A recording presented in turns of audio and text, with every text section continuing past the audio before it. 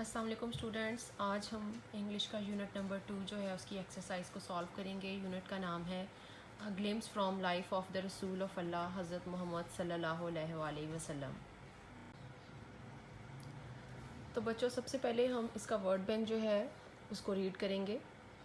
इसमें 1 से लेकर 24 तक वर्ड्स जो है वो मैंने मेंशन किए हुए हैं। सबसे पहले जो वर्ड है वो है ग्लिम्स, GLIMPSE, ग्लिम्स। इसके बाद है नबीउल उम्मी, revelation, embraced, archangel, mount Noor, हज़रत Jibrail, realised, patience, swear, suspension. Suspension की स्पेलिंग SUSPENSTIUN। इसके बाद है undoubtedly, emphasising, necessity, gratitude, finally, revealed, perfection, intellect, judgement, existence, सुन्ना, गाइडेंस एंड डिक्लेयर। स्टूडेंट्स, इसके बाद हम इसके क्वेश्चन आंसर्स जो हैं वो सॉल्व करेंगे। ये हमारे पास ए से लेके एच तक दिए गए हैं, जो कि तकरीबन 8 क्वेश्चंस बनते हैं। अब हम इनकी रीडिंग करते हैं और इसके साथ इसके आंसर्स को भी नोट करते हैं। The question number 1 is, what was the date and place where Hazrat Jibrail brought the first revelation to Hazrat Muhammad sallallahu alaihi wasallam? The answer is, the blessed moment fell on Monday and the year was 610, the month was Ramadan and the place was Mount Noor. Question number 2, where did Hazrat Muhammad sallallahu alaihi wasallam go after the first revelation? Answer, Hazrat Muhammad sallallahu alaihi wasallam went to his home after receiving the first revelation. Question number 3, what is meant by Nabiul Ummi? Answer, the Nabiul Ummi means the prophet who does not know how to read and write. In the Quran, Allah has called his Rasul as Nabiul Ummi. Question number 4, what is the importance of seeking knowledge for every Muslim? This order to read, inverted commas में आएगा read, by Allah also spoke of a new beginning for the duty that lay ahead for the Rasul of Allah. It also emphasized the significance of reading by using one's intellect to seek and explore knowledge. Thus, it has become the foremost duty of every Muslim to acquire knowledge. Question number 5, what was the reaction of Hazrat Khadija after listening to the incident of the first revelation? Hazrat Khadija remained very calm while listening to the incidents of the first revelation. Question number 6, what is meant by the same honor as that has come to Hazrat Musa and Hazrat Isa alayhi salam? Answer, when Prophet Muhammad sallallahu alaihi wasallam received his first revelation, he returned home and told her wife, Hazrat Khatija, the event of that blessed day. Then she went to Warqa bin Nawfal. He was a scholar of holy books, and after listening to what Hazrat Khatija told him, he confirmed that this was the same great honor of prophethood that had also come to Hazrat Musa and Hazrat Isa alayhi salam. Question number 7, why was Hazrat Muhammad sallallahu alaihi wasallam called as O cloaked one in the second revelation? Answer, in second revelation, O you cloaked one, these verses were clarifying the mission of the last Rasul. These asked him to hold the hands of others and to declare the name of his Lord to others. Question number 8, why were seeking knowledge and keeping oneself clean two of the initial commands from Allah? Answer, Islam is a religion of knowledge. Islam gives too much importance of seeking knowledge. Allah Almighty says in the Holy Quran, "My Lord, increase me in knowledge." The Holy Prophet practiced cleanliness himself. In the Quran, Allah directs believers to be clean and pure. The Holy Prophet Muhammad sallallahu alaihi wasallam taught them how to be clean and pure. Students, in unit number 1 we studied about the suffixes, and today in unit number 2 we will study about the prefixes. इनको हम उर्दू में साबका कहते हैं. कुछ words ऐसे होते हैं जिनके स्टार्ट में हम प्रीफिक्सेस लगाते हैं तो एक नया वर्ड बन जाता है. इसकी डेफिनेशन को हम पहले पढ़ते हैं. A new word can be created by adding a prefix at the beginning of the word. This main word is called the root word. For example, prefix plus root word is equal to new word. अब जो word हम लेते हैं उसको हम root word कहते हैं, और उसके स्टार्ट में जो लगाया जाता है उसको हम प्रीफिक्स कहते हैं. जैसे कि एग्जांपल है सुपर हीरो की. इसमें हीरो जो है वो एक रूट वर्ड है और सुपर जो है वो इसका प्रीफिक्स है. पेज नंबर 27 पे हमारे पास कुछ कॉमनली यूज प्रीफिक्सेस दिए हुए हैं, उनके मीनिंग्स दिए हैं और साथ में एग्जांपल्स दी हुई हैं. यहीं से हमने देख के नीचे वाले कॉलम्स को फिल करना है कुछ इस तरह से कि नए वर्ड्स जो हैं वो हमारे पास बन सकें. रूट वर्ड्स हमारे पास मौजूद हैं. जैसे कि सबसे पहले हमारे पास कंफर्ट दिया गया है, हमने इसके साथ ऐसा प्रीफिक्स लगाना है जिसको मिलाने से हमारे पास एक नया वर्ड बन सके, लेकिन उसकी सेंस बनती हो. ये नहीं कि किसी भी आप प्रीफिक्स को लेके किसी भी रूट वर्ड के साथ लगा सकते हैं, ऐसा नहीं है. अब कंफर्ट के साथ हम डिस लगाएंगे और ये हमारे पास नया वर्ड बन जाएगा डिसकम्फर्ट. इस तरह मेच्योर के साथ प्री लगाएंगे तो ये बन जाएगा प्री मेच्योर. प्ले के साथ री लगाने से रीप्ले. क्लास के साथ प्री लगाने से प्री क्लास. वुमेन के साथ सुपर वुमेन. स्कूल के साथ इंटर स्कूल बन जाएगा. चिप के साथ माइक्रो लगाने से माइक्रो चिप, और सेंस के साथ नॉन लगाने से नॉन सेंस. तो ये कुछ एग्जांपल्स थी हमारे पास प्रीफिक्सेस की. स्टूडेंट्स, पेज नंबर 28 पे हमारे पास है एक टास्क जिसमें combination of noun, phrases, oppositions दिए गए हैं. सबसे पहले हम इसकी डेफिनेशन देखेंगे कि नाउन, फ्रेजेस, अपोजिशंस जो है वो होते क्या हैं. An apposition in grammar is the use of noun phrase immediately after another noun or noun phrase which refers to the same person or thing. These noun phrases are separated by commas. अक्सर हमारे पास एक sentence में एक noun के बाद दूसरा noun जो है वो साथ ही आ रहा होता है. जैसे कि उर्दू में अगर हम एग्जांपल लें तो हम इस तरह से ले सकते हैं कि मिस्टर अली जो है वो एक सख्त किस्म के प्रिंसिपल हैं. इसमें मिस्टर अली जो है वो भी एक नाउन है और सब प्रिंसिपल जो है वो भी एक नाउन है. तो इन दोनों के दरमियान में हम कॉमा लगाते हैं.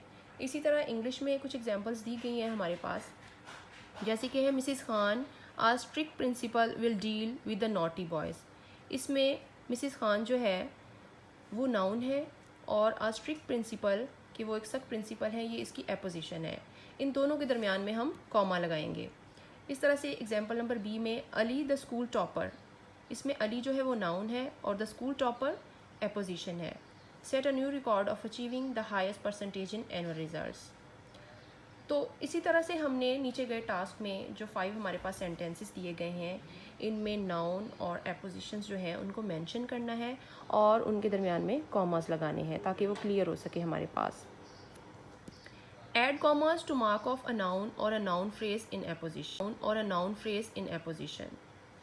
सबसे पहला हमारे पास जो सेंटेंस है वो है Saira the eldest of my 3 children will complete her studies this year. इसमें सायरा जो है वो नाउन है और the eldest of my 3 children कि वो 3 बच्चों में से सबसे बड़ी है, ये आ जाएगी इसकी एपोजिशन. इसके बाद कॉमा लगेगा. इसके बाद नंबर 2 में है Zubair the only boy in the group of 5. इसमें ज़ुबैर के बाद कॉमा लगेगा और the only boy in the group of 5 के बाद कॉमा लगेगा. बाज़ औक़ात क्या होता है कि दोनों नाउन्स जो हैं वो शॉर्ट होते हैं, यानी एक एक नाम या 2 वर्ड्स के साथ आ रहा होता है, लेकिन बाज़ औक़ात वो थोड़ा सा लंबा भी हो जाता है, जैसे कि हमने ऊपर वाली दोनों एग्जांपल्स में देखा है. अब थर्ड वाली में देखें तो सलमान द आर्टिस्ट. अब सलमान भी नाउन है और द आर्टिस्ट जो है वो भी एक नाउन है. बेशक वो सब्जेक्ट है लेकिन यहाँ पे वो एपोजिशन के तौर पर आ रहा है, तो इन दोनों को हम अलग करने के लिए इनके बीच में कॉमा लगाएंगे. Won yet another arts competition this year too. इसके बाद नंबर 4 पे है Zia the boy next door, Zia के बाद कॉमा लगेगा, ये नाउन है, और द बॉय नेक्स्ट डोर ये एपोजिशन है, is an awesome swimmer. Number 5 पे द लार्जेस्ट मस्जिद इन द वर्ल्ड, मस्जिदुल हरम, is full of pilgrims of these days. इसमें द लार्जेस्ट मस्जिद इन द वर्ल्ड के बाद कॉमा लगेगा और मस्जिदुल हराम इसके बाद कॉमा लगेगा।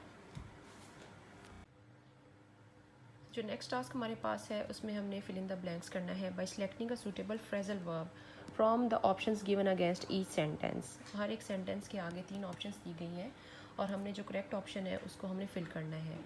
The match was dash because of the rain, इसमें हम पुट करेंगे called of.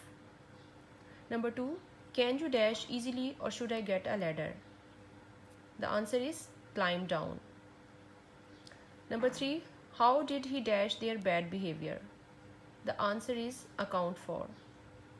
Number 4, she must be about 80, she is really dash in age, the answer is getting on. Number 5, in the end everything dash all right, the answer is turned out.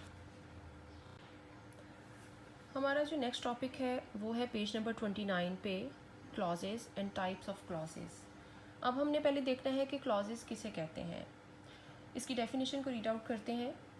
Like a phrase, a clause is a group of related words, ये कुछ अल्फाज का मजमुआ होता है। But unlike a phrase, लेकिन a clause has a subject and verb, इसके जो ख़ास हिस्से हैं वो सब्जेक्ट और वर्ब के होते हैं। एक क्लॉज जो है वो सब्जेक्ट और वर्ब के मिलने से बनता है।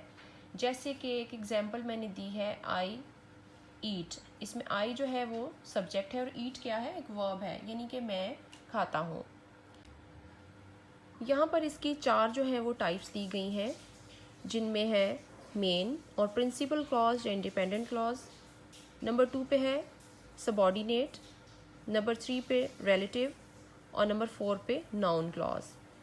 लेकिन हमारे इस यूनिट में जो मेन टाइप्स हैं वो 2 हैं, जिसमें एक इंडिपेंडेंट है और एक जो है वो डिपेंडेंट या सबॉर्डिनेट है। एक दफ़ा फिर से हम इसको क्लियर कर लेते हैं कि a verb clause has at least a subject and a verb. इसमें कौन सी 2 चीज़ें जो हैं क्लॉज में वो होना ज़रूरी है, वो है एक सब्जेक्ट का और वर्ब का होना। बाकी नाउन और ऑब्जेक्ट जो है वो इसमें होना ज़रूरी नहीं है। मेन चीज़ें इसमें सब्जेक्ट और वर्ब होते हैं।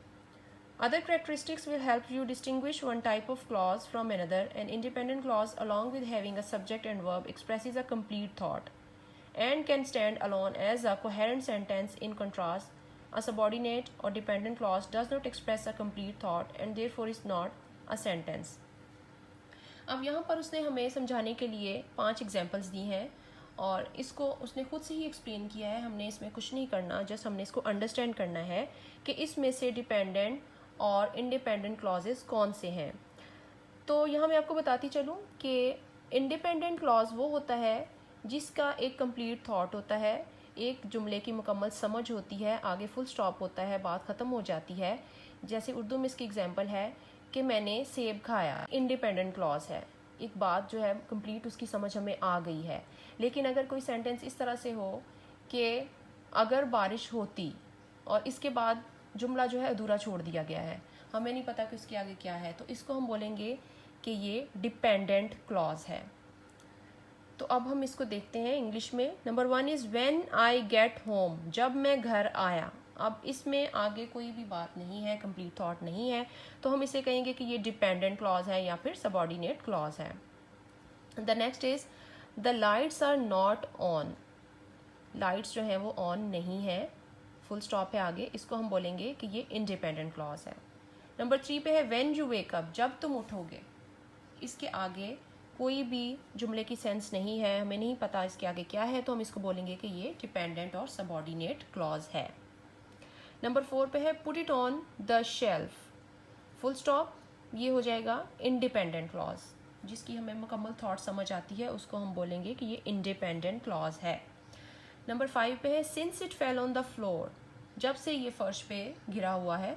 इसके बाद नामुकम्मल सेंटेंस है, तो इसको हम बोलेंगे कि ये डिपेंडेंट या फिर सबॉर्डिनेट क्लॉज है। आई होप कि आपको इसकी समझ आ गई होगी। इसको अंडरस्टैंड करने के लिए आप इसकी प्रैक्टिस करें। दोबारा से इस वीडियो को आप रिवाइज़ करके भी देख सकते हैं ताकि आपको ये क्लियर हो जाए कि जो क्लॉजेस की मेन टाइप्स हैं, दो, इंडिपेंडेंट और डिपेंडेंट, उनमें क्या डिफरेंस है और आपने इन। तो स्टूडेंट्स, ये था हमारा यूनिट नंबर 2। इसकी एक्सरसाइज को हमने सॉल्व किया है। आई होप कि आपने इसमें से कुछ अच्छा ज़रूर अंडरस्टैंड किया होगा, समझा होगा। इसको आप लोग घर पे भी पढ़ें, प्रैक्टिस करते रहें, याद करें। और चैनल को इसलिए सब्सक्राइब करना ज़रूरी है कि आपको डेली की जो अपडेट्स हैं वो मिलती रहें। मैं मज़ीद भी आप लोगों के लेसन्स जो है वो इसमें अपलोड करती रहूँगी और आपका फ़ीडबैक देना जो है वो बहुत ज़रूरी है, लाजमी बताइएगा। और इसको शेयर भी करें ताकि बाकी के जो स्टूडेंट्स हैं उनकी भी हेल्प हो सके, ज़्यादा से ज़्यादा हम एक दूसरे के काम आ सकें। और अपना ख्याल रखिए। Stay safe, stay home. अल्लाह हाफिज़।